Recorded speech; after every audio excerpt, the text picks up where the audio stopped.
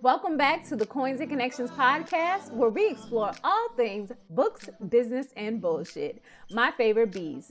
I'm your host, the fairy coin mother, Cinquanta Cox-Smith of www.cinquantacoxsmith.com. Now let's get into today's episode.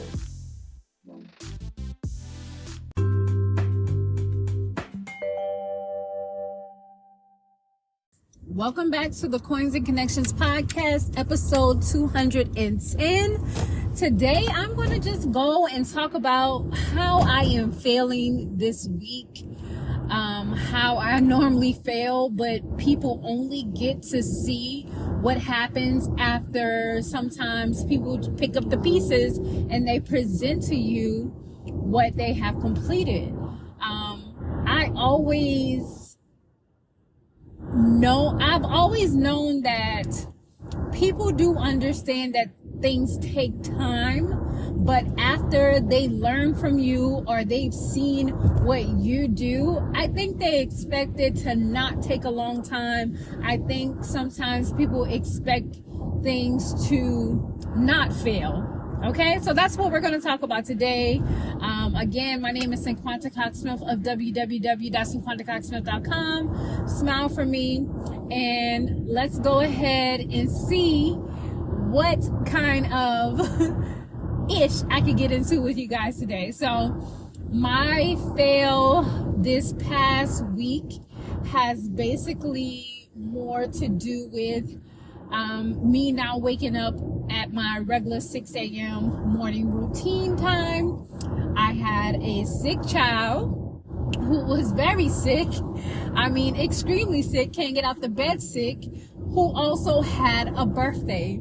So I wasn't able to wake up every morning and do my normal 6 a.m. because getting up at 5:50 a.m. actually helps me because then I normally get up and take her to school at that time of the day. By 7 something, we're leaving the house. So the 5:50 is good for me. It works. I can get my work out in. I get my workout in. I could go wake her up. I can make breakfast. I could do little small things around the house.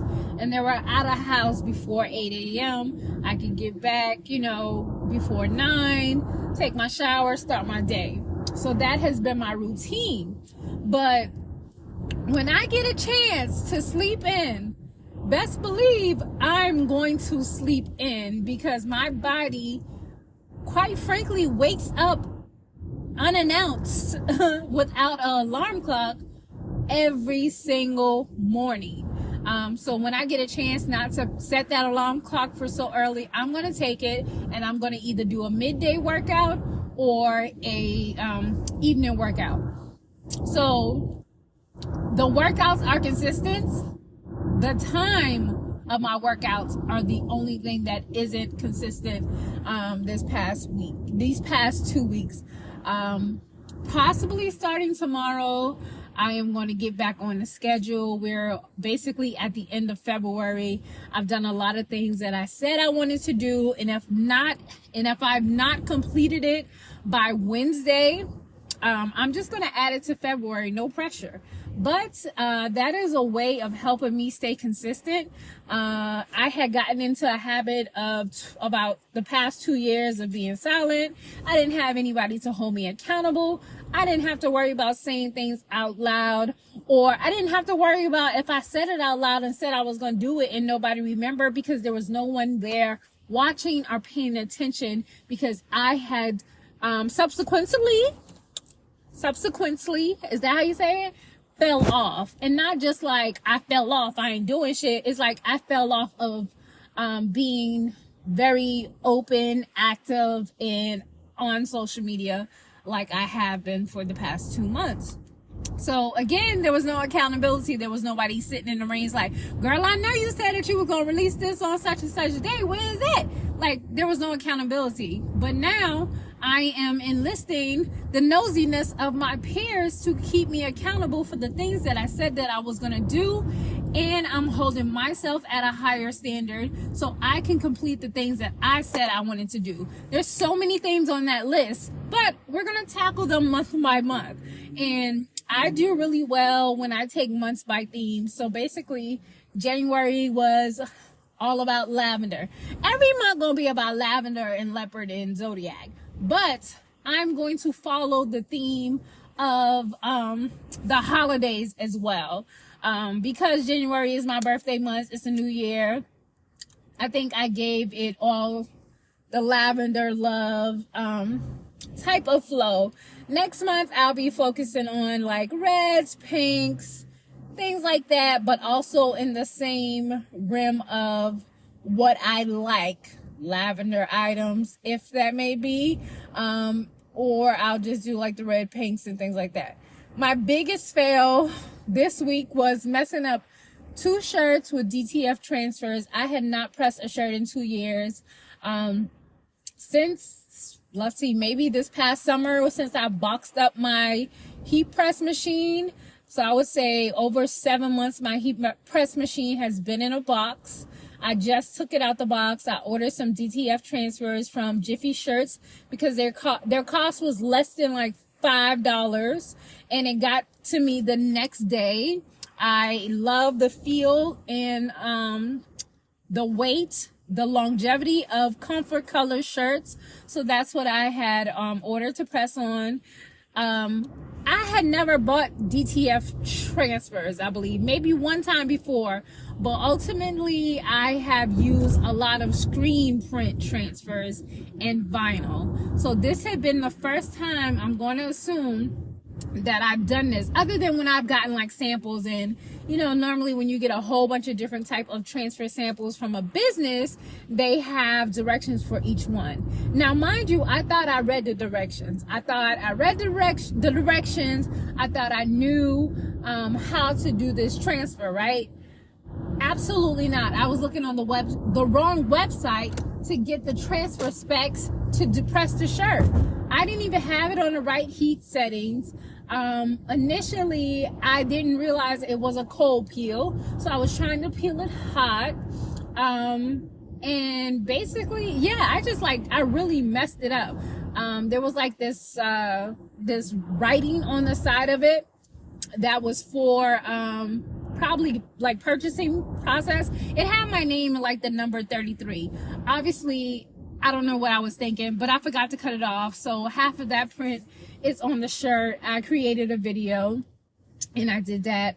The second video I'll probably release at the beginning of February because it is the red theme shirt, but I fudged up the first screen print, the first DTF transfer, and then I ultimately big screwed up the second transfer. Now I literally did these within 2 days, and the next day I was so confident about using this DTF transfer. I was like, yes, I got it. The shirt is here. I have the transfer.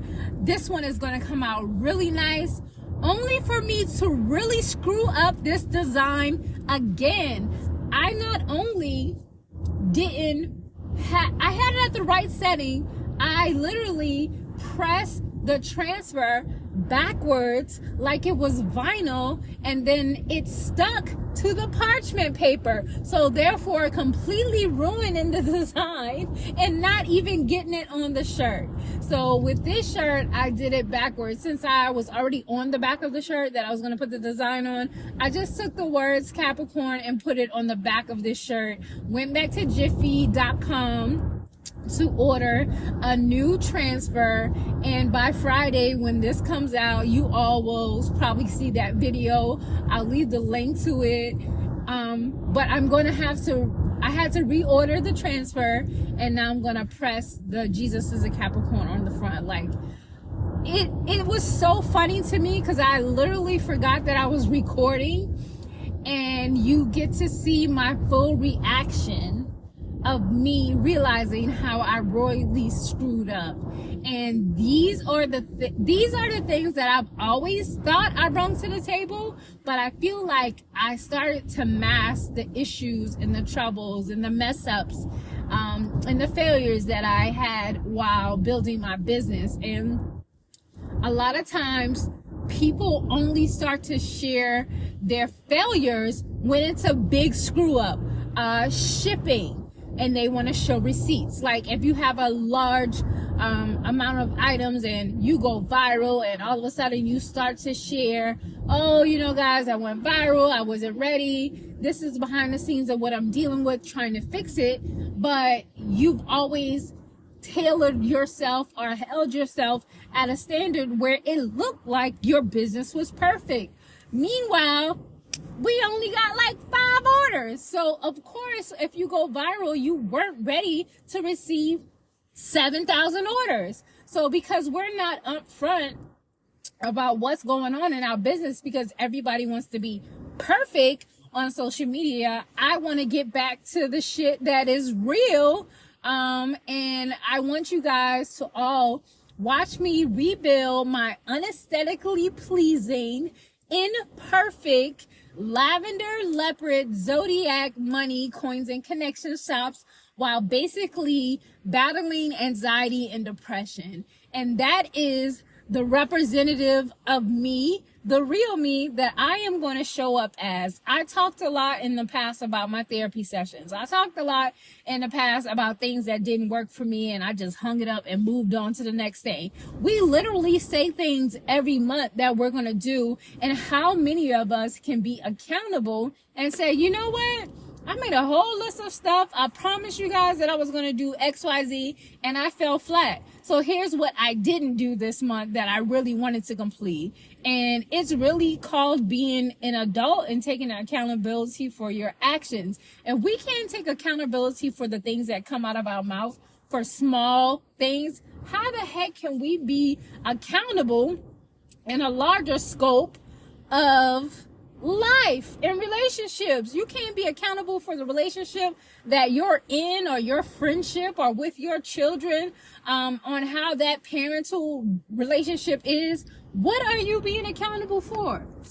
And that, it starts personally. Now, maybe some of my goals are business tailored, some are personal, and some are, you know, other things. But I gotta hold myself accountable for the things that I said I was going to do. And I think me just putting it out there like that will help others be motivated about what they're accountable for, what their accountability might look like. And I just want to like talk more about what I've done, what I've accomplished, what didn't work, because I think that's probably the main reason a lot of people fell in love with me, because I was telling it like it is. And then I got whitewashed into feeling like I had to be perfect. My videos had to be perfect, when really, no matter how the videos were or how I showed up, I always provided value. So that is what I'm going to ramble about today and every other day, because I know it might not be for everyone. And you could say, girl, shut up, you know, you used to do that. I probably did. I probably still do to a degree. But every day is a new day to be a better person, to fix your mistakes, to grow and to learn, and to understand that my early 20-something, even my early 30-something, is a different person than I am at 37. I have years in the game, and I definitely don't think the same way or hustle the same way I did as an 18-year-old. So this is what you're going to witness. You're going to witness my growth, my understanding, my relearning, my unlearning, and my unapologetically self that has always been there. So no matter what it looks like, I'm always unapologetically me. And that's always, you know, what I would say is first and foremost. So I'm probably not going to too much edit this episode again, because I didn't in the beginning, and I think you guys still feel me. There's a lot of episodes or podcasts that I listen to that are not always 100%, but I'm listening because I like what this person has to say, or they're talking on a topic that I enjoy. So if you feel me, if you are here for learning and your failures and how to show up in spite of your failures, or anything that has to do with you soldiering on and finishing your to-do list, I hope this episode resonates with you. And until next time.